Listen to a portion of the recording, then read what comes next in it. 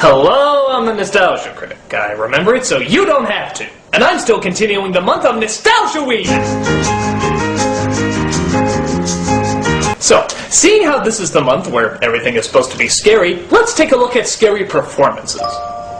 We all know the traditional monsters and how iconic they've become, but a new breed of monsters has been evolving over the years. They constantly battle between what's human and what's inhuman, and usually the more removed they are from an ethical reality, the more frightening they become.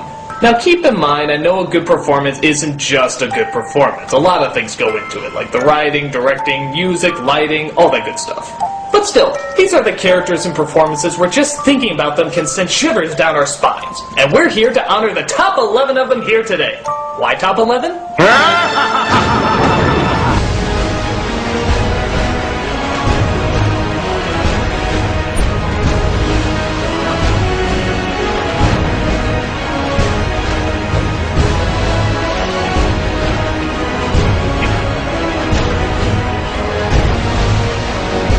Number 11.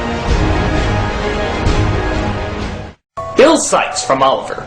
He does it all. Kidnaps kids, steals from the wealthy, and even beats his own girlfriend, one of the main characters in the film, to death. What a creep!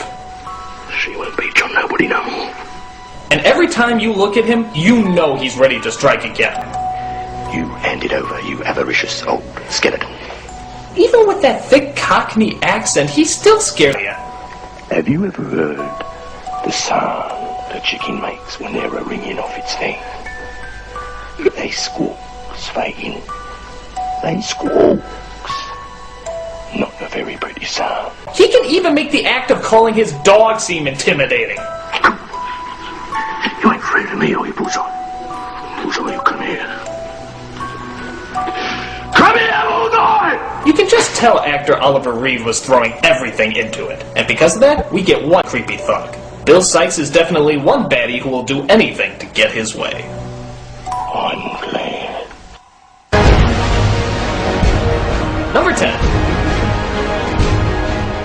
The T-1000 from Terminator 2.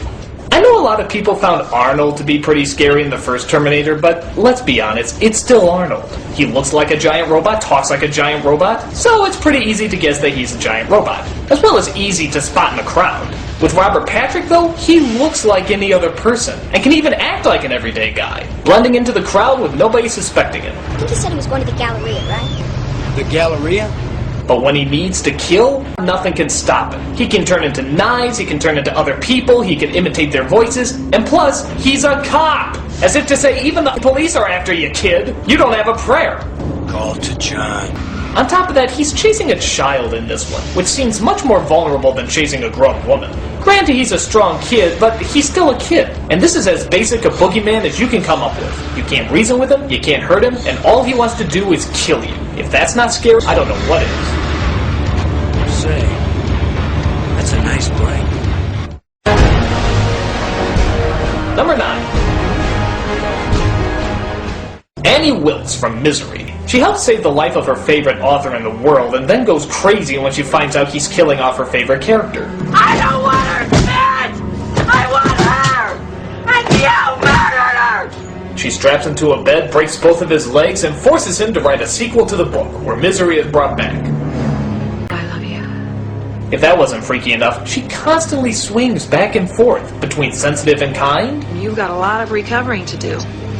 And I consider it an honor that you'll do it in my home. Straight to... You murdered my Misery! Oh, that! Actually, for me, the screaming and yelling parts always seem a bit over the top. It's when she was nice and pleasant that really got me on edge. But maybe that's because I know that anything could set her off. Oh, Paul. What a poet you are. Aw, well isn't she just the nicest... I'm gonna tell you you like... I think this is every celebrity's worst nightmare, to be in the hands of an obsessive fan who's not mentally well. I mean, poor James Caan... Shut up! Has a lot to deal with in this movie. No doubt about it, Annie Wilkes is one nutty lady that nobody should have to wake up to. He didn't get out of the cock-a-doodie car! Number 8. Hannibal Lecter. Now, I'm just going to to be very honest about this, I never really found Hannibal Lecter in Silence of the Lambs that scary. I actually thought Buffalo Bill was a lot scarier, because he actually seemed like a real-life serial killer. For me, Hannibal Lecter was more like a James Bond villain. He had all the poetic lines, keeping his head down with an evil smile. All I was missing was a cat for him to stroke. I wouldn't really mind, except that the rest of the movie is so bent on being brutally realistic, and for me, this kind of seems out of place. You fly back to school now, little Starling. Fly. Come on, that's pretty silly. Now granted, the first time you see him is pretty creepy. Just how he's standing in the middle of the room like he can smell her coming down the hallway, that's unsettling. But there's just a hamminess to this performance that always sort of rubbed me the wrong way. You're funny. So yeah, I've bashed him so much, you're probably wondering why did I even put him on this list? Well, to be honest, I thought he was scary in Red Dragon. Yeah, I know he's like a bajillion years old and that's really distracting, but in this movie, I find him more scary because he actually wants to get Edward Norton and figures out ways from inside his cell to try and hurt him. That's freaky. You can lock him up and he can still get you. In Silence of the Lambs, I knew he wasn't going to attack Jodie Foster. In fact, she even mentions it at some point. He won't come after me. Oh, really? He won't. I can't explain it. He would consider that rude. But in Red Dragon, he hates this guy. And even behind a glass wall, he can still find a way to attack both him and his family. That's diabolical. It's like there's no way to stop him. A roof can fall on anybody. But not on Molly and Josh, I take it. They're safe now. No one will ever be safe around you, Will. I also like the fact that it's much more a challenge of wits. In Silence of the Lambs, Foster just sort of looks at Lecter's antics with frightened awe. In Red Dragon, Norton doesn't take any of that. Do you dream much, Will? Goodbye, Dr. Lecter. Give me the file, then. And I'll tell you what I think. This makes the relationship more interesting to me, and just builds up the tension between the two. It makes the hero more interesting and the villain more angry, which in turn makes him more threatening. Now I will say though, a lot of people argue that it's much more threatening when an evil person loves you as opposed to hates you. And to be honest, I can see how that would be pretty scary too. So in this category, I'm saying Hannibal Lecter from both The Silence of the Lambs and Red Dragon are on the list. And for those of you wondering why I didn't put Hannibal on there... With the brain and the spoon... That was stupid. And anybody who likes it is stupid too. I know it's just my opinion, but I'm right. And a nice Chianti. Number 7. Alex from A Clockwork Orange. It's hard to believe that not only is this crazy teen supposed to only be in high school, but we're also supposed to, oddly enough, identify with him. After all, what's not identifiable about murder, beatings, breaking and entering, and being a complete psychotic nutball?